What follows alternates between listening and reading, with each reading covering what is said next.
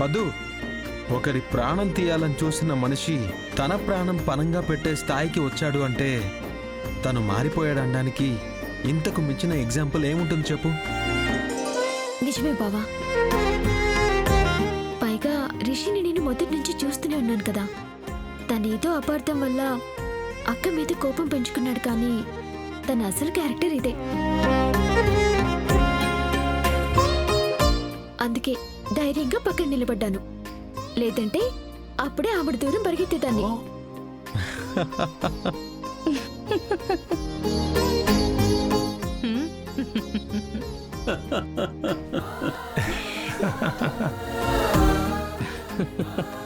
అమ్మా,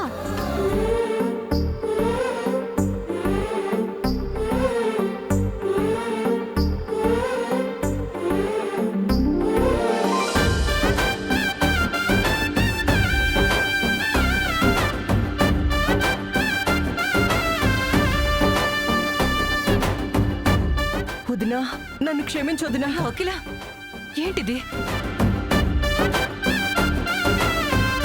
నన్ను క్షమించు వదినా, నన్ను క్షమించు. నువ్వు తప్పు చేయలేదని నువ్వు చెప్పినప్పుడు నమ్మలేదు, నా తండ్రి చెప్పినా నమ్మలేదు, నీ కొడుకు చెప్పినా నమ్మలేదు. ఎవరో యదవులు చెప్పిందే నమ్మి నిన్ను చాలా కష్టపెట్టాను. నన్ను క్షమించు వదినా. అయ్యో, మన మధ్య క్షమాపణ ఏంటకిలా? నువ్వు నిజం తెలుసుకున్నావు, నాకదే చాలు. వదిన అని మనస్ఫూర్తిగా పిలిచావు. మన పిల్లలందరూ కలిసిపోయారు, నువ్వు కూడా అర్థం చేసుకున్నావు. ఈ ఆనందం చాలా కిలా. జరిగిందాన్ని వదిలేద్దాం.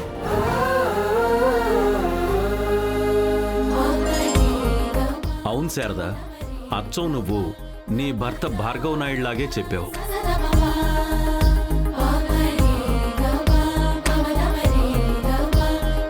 కరెక్ట్ సమయానికి నా కొడుకుని గుర్తు చేశావు.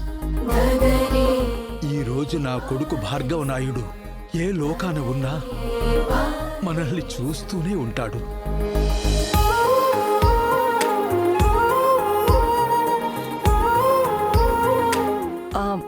అల్లుడు. అల్లుడా? ఏ నన్నే? అవునల్లుడు, నిన్నే. తాత, విన్నావా? ఆలపాటి వారి నోటి నుంచి అల్లుడు అన్న పిలుపు మొట్టమొదటిసారి. ఇక నుంచి ప్రతిసారి ఇట్నే పిలుస్తాను. పదండి, అందరం మన ఇంటికి పోదాం.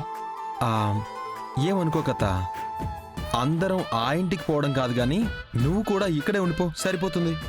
అదేంటల్లుడు, నువ్వొచ్చుంటే బాగుంటాది, కానీ నేనొచ్చి ఈడుంటే ఎట్టుంటది చెప్పు? చూసేవాళ్ళు ఏమనుకుంటారు? ఇందులో అనుకోవడానికి ఏముందత్త? నేను ఆ ఇంటికి వచ్చి ఉన్నప్పుడు ఇల్లరికం అనుకున్నారు, నువ్వు ఈ ఇంటికి వచ్చి ఉండిపోతే అల్లుడిరికం అనుకుంటారు, అంతేగా?